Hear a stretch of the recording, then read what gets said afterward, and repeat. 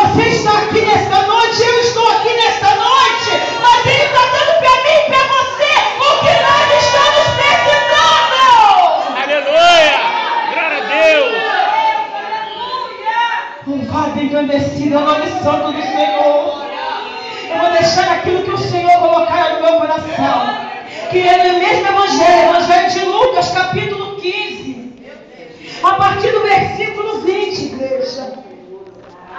Eu sei que não é no tema, mas nós vamos ler o tema, e eu gosto muito dessa passagem acerca desta mulher também, porque a Bíblia vai nos dizer que ela tinha 84 anos, e ela não se afastava do templo. Agora vamos imaginar uma mulher já de idade, talvez debilitada, mas ela vinha para a casa do Senhor.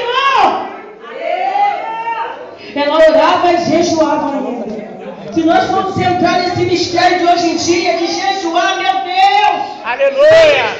isso não é para mim. Aonde que tem na Bíblia que fala que não é para jejuar? Meu Deus. Se a gente pergunta, fala, não, jejum é para mim, que mistério é esse? Jejum é para mim, é para você, é para nós permanecer, é para nós lutar contra as ordens espirituais. Se estamos de pé, é por causa do jejum e da oração. Aleluia! Glória a Deus! Meu Deus! É verdade. Amém, igreja? O título é a parábola do filho pródigo. 20. E levantando-se, foi para seu pai. E quando ainda estava longe, viu o seu pai e se moveu de íntima compaixão. E correndo, lançou-lhe ao pescoço e o beijou. E o filho lhe disse: Pai, pequei contra o céu e perante a ti, e já não sou digno de ser chamado teu filho. Mas o pai disse aos seus servos: Trazei depressa o melhor vestido, e vesti-lo, e ponde-lhe um anel na mão, e a palma nos seus pés, e trazei o bezerro cevado, e matai-o, e comamos e alegramo-nos, porque este meu filho estava morto, e reviveu, tinha se perdido, e foi achado, e começaram a alegrar-se. Eu queria que a igreja repetisse comigo o versículo 22. Amém, igreja? Vamos junto? 1, 2, 3. Mas o pai disse a seus servos: Trazei depressa a melhor roupa, e vestir-o, e põe um anel na mão, e sandália nos pés. Amém. A igreja pode se assentar em nome de Jesus. Aleluia! Louvado seja o nome santo do Senhor. Tema maravilhoso que foi escolhido. A igreja está linda, as irmãs estão lindas. E é um tema para o tempo, é para reflexão, é século 21 e vamos entrar em vários séculos, em vários tempos, até Jesus voltar, e vai ser se falado, vai ser se questionado acerca da obra da igreja. Se nós formos entrar por isso nessa noite, meu Deus, a gente vai sair, vai chegar de manhã e não vamos concluir quando se fala acerca de obra na igreja ou de ministério. Tem igreja que já estão fechando a porta, tem pastor que já está desistindo, tem pessoas que já não querem mais fazer nada. Só que o interessante é que talvez esta mulher de 84 anos, para ela estar e ser citada na Bíblia, ela também não passou por pouca coisa. Ela deve ter passado por muita coisa, mas ela cria naquele que tinha feito uma promessa. E se nós formos entrar no âmbito de promessa, meu Deus, quem é que não tem uma promessa aqui nesta noite? Eu tenho uma promessa, eu estou aguardando.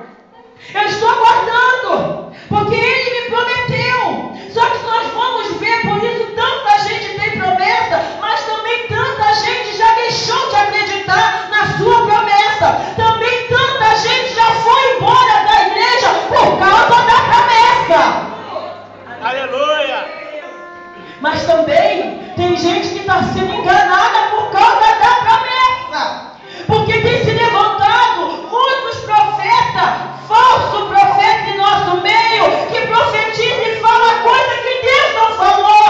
E isso tem arruinado vida de pessoas. Infelizmente.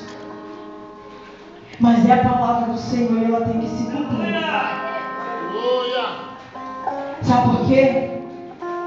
O joio está junto com o trigo. Quem tem que ter o discernimento somos nós. Porque se o Senhor lhe promete, há um tempo para aquilo se cumprir. Há um tempo, a Bíblia diz que é um tempo determinado para todas as coisas. E se Ele cumprir, Ele é Deus. E se Ele não cumprir, Ele também é Deus.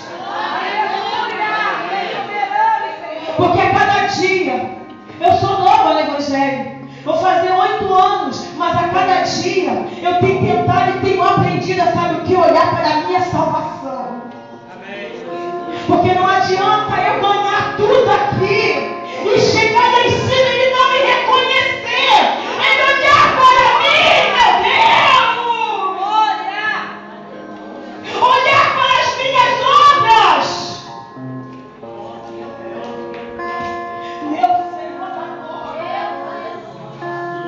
Ai, soberano. Triste será este dia.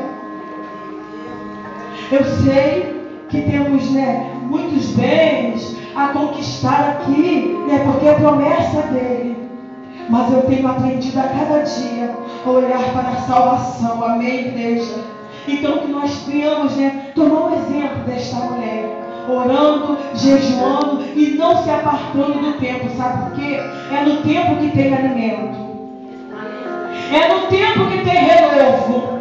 É no tempo que tem restauração. É no tempo que tem libertação. É no tempo que tem milagre.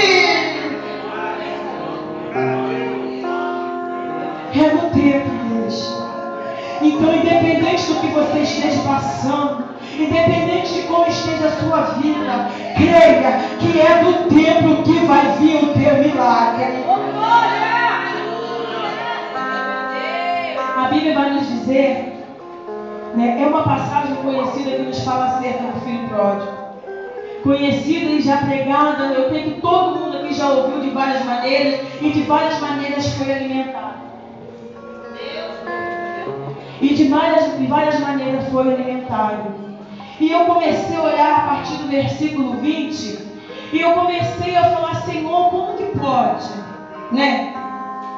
Porque a Bíblia vai nos dizer que este filho mais novo, ele chega até o pai e ele pede o pai dele a parte dele. A parte dele que era de herança. E o interessante, igreja, que se nós formos olhar para dentro da palavra, eu não sei ou profundamente, porque no começo eu não olhei, não peguei nada, porque tem livro que explica mais um pouco, mas eu confesso para a igreja que eu não olhei, não vi. Mas não diz que o pai discutiu ou não com aquele filho. A Bíblia vai nos dizer que o pai pega a parte que é dele e dá para ele. E ele simplesmente não espera, ele vai para lá. Ele vai curtir. Ele vai gastar o dinheiro que era dele. Ele vai fazer um monte de coisa que talvez quando ele estava com o pai, ele não fazia, ele não conhecia. Eu creio que esse pai criou dentro da igreja. Vamos pensar assim, nós vamos ver no dia de hoje em dia.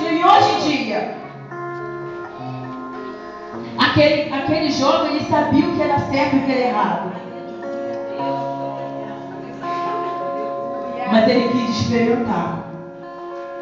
E o pai deixou.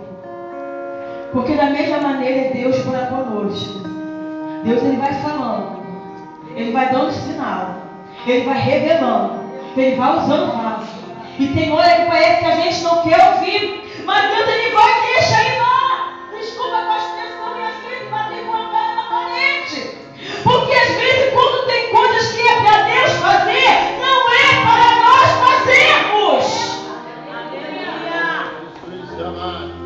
Às vezes a gente quer até dar uma ajudinha a Deus. E o interessante, igreja, que a Bíblia diz que ele vai lá, ele gasta o dinheiro todo, nós sabemos dessa história, mas quando ele chega ao fim do poço, ou seja, que ele não tem mais dinheiro, que ele precisa de se alimentar de resto, de lavagem junto com os porcos, a Bíblia vai nos dizer que ali a consciência dele, ou seja, uma ficha, ou vem um arrependimento para a vida daquele jovem. Quando ele está ali, porque o dinheiro acabou, e ali ele começou a lembrar da casa do pai, e é tão interessante que ele lembra até dos empregados do pai, porque ele diz que os empregados não estariam comendo aquela comida que ele estava comendo, ele se quis até se colocar no lugar de empregado do pai. Aleluia! Glória a Deus! Meu Deus!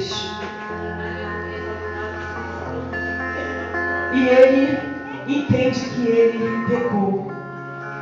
Ele entende o que ele fez. Louvado seja o nome santo do Senhor.